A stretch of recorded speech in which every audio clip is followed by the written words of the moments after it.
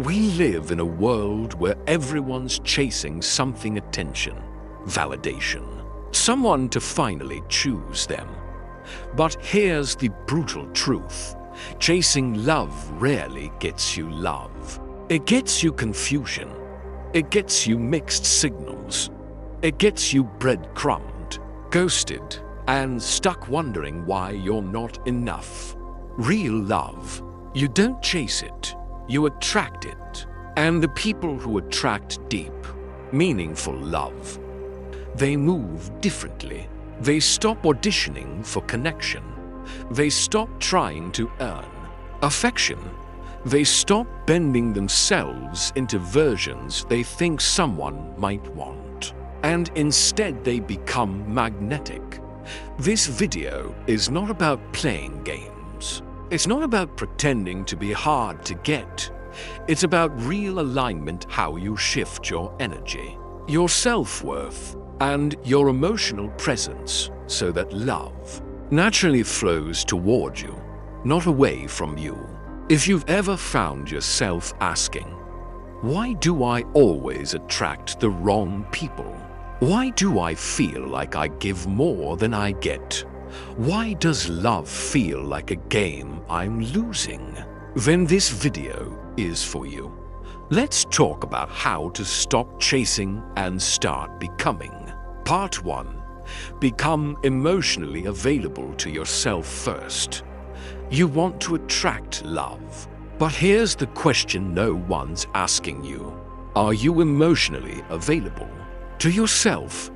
We talk so much about wanting a partner who listens, who understands, who holds space for us, but most of us don't even do that for ourselves. We ignore our own needs. We gaslight our own emotions. We abandon ourselves the second we feel uncomfortable, lonely, or not good enough. And then we wonder why we keep attracting people who do the same. The truth is, you attract on the level of your own emotional availability. If you're constantly looking outward for someone to soothe you, validate you, or rescue you from your own emptiness, then you're not attracting from a place of wholeness, you're attracting from a wound. And wounds don't pull in love, they pull in confusion, hot and cold energy. People who mirror your own self-abandonment. You can't build a healthy connection with someone else if you're not even connected to you. It starts with the little things, like actually checking in with how you feel instead of numbing out. Sitting with your discomfort instead of running from it. Letting yourself feel sadness or fear or uncertainty without labeling it as weakness. You have to stop outsourcing your emotional regulation. Your peace can't depend on how fast they text back. Your self-worth can't collapse every time someone pulls away. That's not love. That's codependency dressed in longing. And look, it's not your fault if you were never taught this. Most of us weren't. We were taught to suppress, to people please, to earn love by being easy, chill, undemanding. But that training turns into a pattern, and the pattern is this. Anytime someone pulls back, you blame yourself, you turn on yourself, you make it your job to fix the distance, to close the gap, to prove you're worthy of being chosen. But love doesn't work like that. You can't keep abandoning yourself just to avoid being abandoned by someone else. You can't betray your own boundaries just to feel wanted. That's not love, it's survival. Being emotionally available to yourself means showing up for you first. It means listening when your body says, I'm tired, or I don't feel safe here. It means choosing your peace over a connection that costs your dignity. It means learning to sit with your own pain without needing someone else to fix it for you. And the wild thing is, The moment you start doing that, really being with yourself through your emotions, you stop attracting people who run from theirs. You stop tolerating hot and cold dynamics. You stop begging for crumbs. Because you're no longer starving for validation. You've already given yourself the love you used to chase. And that's what makes you magnetic. Because when you're emotionally available to you, you no longer attract from desperation. You attract from wholeness. You attract from clarity. And you can actually recognize real, grounded love when it shows up because it finally feels familiar. You've already built it inside. Part 2. Stop performing, start aligning. Most people aren't dating as themselves. They're dating as a performance, a curated version, the cool one, the low-maintenance one, the one who doesn't need much, doesn't ask for too much, doesn't feel too deeply, all in the hope that someone will choose them, stay, not leave. But here's the catch: if you're pretending to be someone you're not just to get love, then the love you get won't actually be for you. It'll be for the mask you're wearing. And the worst part, keeping that mask on is exhausting. The root of that performance is fear. Fear that who you really are is too much or not enough. That if you showed your truth, your needs, your wounds, your dreams, you'd scare them away. So you shapeshift. You tone yourself down. You laugh at things that don't feel funny. Agree with things you don't believe in. Say it's fine when it's really not. But alignment is the opposite of all that. Alignment means you stop performing. You stop trying to be chosen and start choosing yourself. You speak how you actually speak. You ask for what you actually want. You say no when you mean no. You don't betray your intuition just to keep someone interested. And here's the wild part. The moment you do that, when you start showing up in full truth too, things happen. 1. Some people fall away, and that's okay. Because they were never aligned with the real you. They were only ever vibing with your mask. And 2. You begin to attract people who are aligned. People who see you and still want to stay. People who don't love the watered-down version, but the full, complex, real thing. You don't need to be more likable. You need to be more you. Because love that requires you to shrink isn't love, it's approval. And approval is addictive, but it's not nourishing. It's just a hit. It fades the second you stop performing. Real love sticks. Real love comes when you're not auditioning for it anymore. When you don't need to beg, chase, prove, or play games. When you're willing to be misunderstood in order to stay authentic. When your peace matters more than their temporary validation. And yes, that kind of alignment can be lonely at first. You'll lose people. You'll walk away from half-loves and almosts. You'll say no to people who might have stayed if only you had kept pretending. But that's the cost of true love. Truth.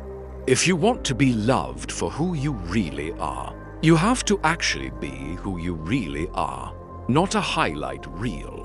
Not the version that's easiest to love, but the full thing: flaws, fire, softness, weird quirks, emotional depth, all of it.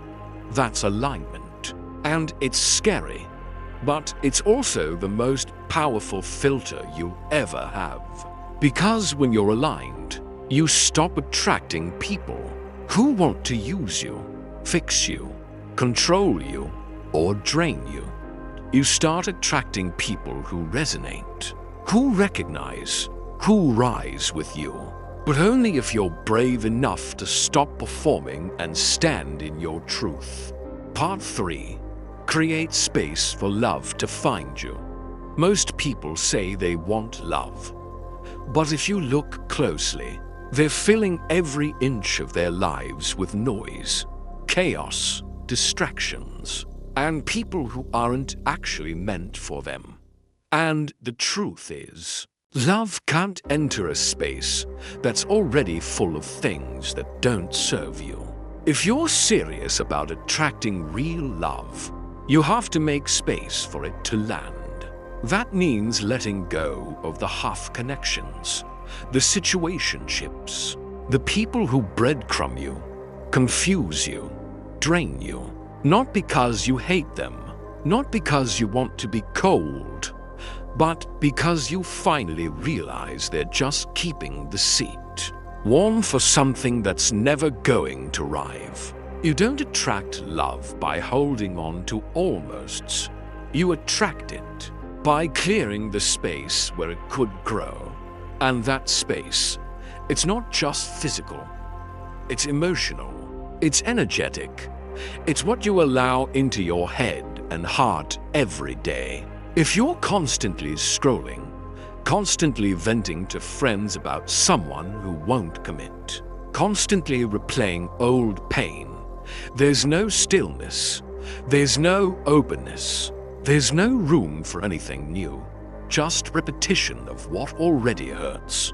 Sometimes the hardest thing to do is nothing, to pause, to let there be silence, to sit in that weird, empty space between the past and what's next. But that space is sacred. That space is where clarity lives. That's where your standards rise. That's where you start to feel your own energy again, instead of being tangled in someone else's. If love hasn't found you yet, ask yourself, are you actually available to receive it? Or are you just busy chasing ghosts, clinging to fantasies, or numbing out so you don't have to feel lonely? Because love often shows up when you stop trying to force it, when you stop pushing, when you stop obsessing over whether you're lovable or enough or doing everything right. Love doesn't bloom under pressure. It grows in peace, in presence, in patience, in the space where you stop performing and start being. So clear the drawer, leave the table set for one more, walk away from anything that isn't choosing you fully, not because it's easy, not because you're above it, but because you finally understand. If your hands are full of the wrong things, you'll never be able to catch the right thing. Even when it's right in front of you, make space. Not just in your schedule, not just in your room, but in your soul. Let love come to a place that feels safe, open, and real. It doesn't have to be rushed. It doesn't have to be chased. But it does have to be welcomed. And that starts with clearing what no longer fits the version of you that's ready for love. Part 4. Attract through stillness, not scarcity. There's this quiet kind of power most people never learn to trust, and it's called stillness. But we're taught the opposite. We're told to chase, to stay busy, to text first, to fix, to prove, to post, to perform. We treat love like a job we might lose if we don't hustle hard enough. And that energy, it's scarcity. It's rooted in fear. It says, if I don't keep doing something, I'll lose everything. But attraction doesn't come from scarcity. It comes from stillness, from groundedness, from the kind of presence that says, I know my value. I don't need to beg for what's already mine. When you're constantly chasing love, trying to force it, checking your phone every 5 minutes, overthinking every word. Your energy becomes frantic. People can feel that. Even if you're silent, it radiates. I need you to like me so I can feel okay. And that energy pushes the right kind of love away. Not because you're not worthy, but because real connection can't breathe in desperation. Stillness isn't about doing nothing. It's about doing less from fear and more from trust. It's knowing when to pause, when to say, I've done my part. If this is aligned, it'll stay.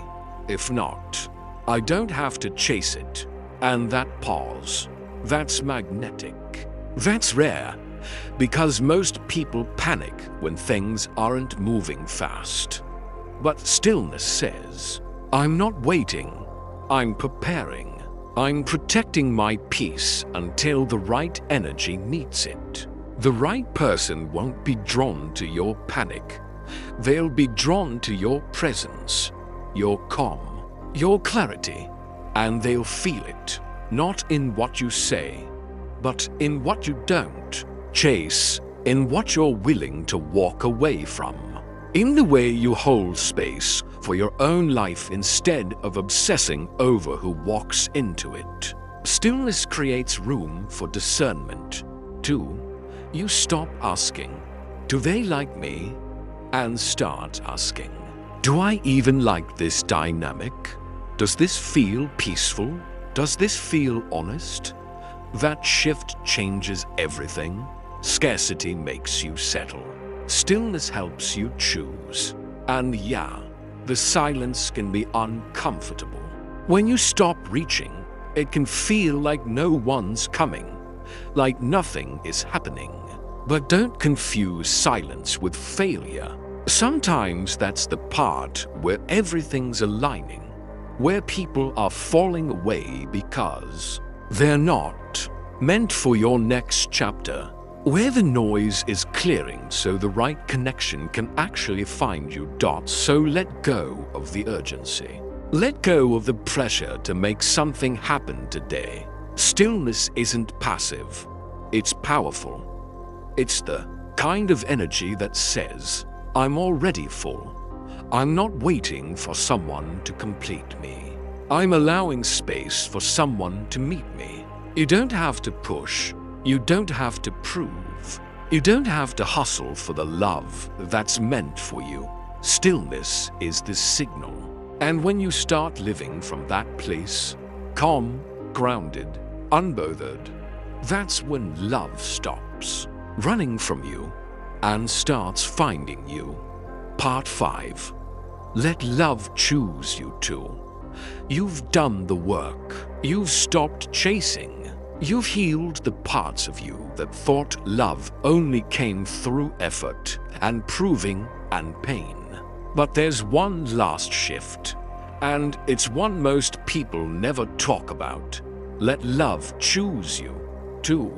Because so many of us carry this hidden belief that love is something we have to earn, that we're the ones who have to spot it, hold onto it, keep it alive, like if we let go for even a second, it'll disappear. But real love doesn't require force. Real love wants to stay. And that means you don't just pick someone based on how much you like them. You pay attention to how they show up for you. You let yourself be seen, not just seen as useful. You stop bending yourself into a shape that fits what they want, and start noticing who naturally chooses your truth without needing you to shrink it. You are not here to audition for love. You're not here to convince someone of your worth. You are here to be met, to be chosen back, and that's what so many people forget. Love is not just about giving. It's about receiving, allowing, being okay with letting someone care for you without needing to hustle for it. But receiving love can be uncomfortable when you've spent your whole life trying to earn it. It can feel foreign to be held without. Proving yourself, it can feel safer to chase unavailable people, because if they never fully choose you, you never have to face the fear of what it would mean if they did. You get to stay in the familiar loop of almost love, but that loop will starve you. Let love in. Let it choose you without struggle. Let it show up without games. Let it feel calm instead of chaotic. Let it be mutual. And if it's not, let it go. Not out of bitterness, not out of pride, but out of respect for the version of you that no longer begs to be picked. The energy that changes your life isn't "I hope they like me." It's "I hope they're aligned with the version of love I now believe I deserve." That's the shift. That's the whole point. When you stop chasing, when you stop performing, when you create space and sit in stillness, love will come. But the final piece is this: you have to be brave enough to let it choose you back, to stand still and be worthy without trying, because the healthiest love doesn't ask you to work for it. It meets you where you are, and it says, "I see you. I choose you, just like this. Let it."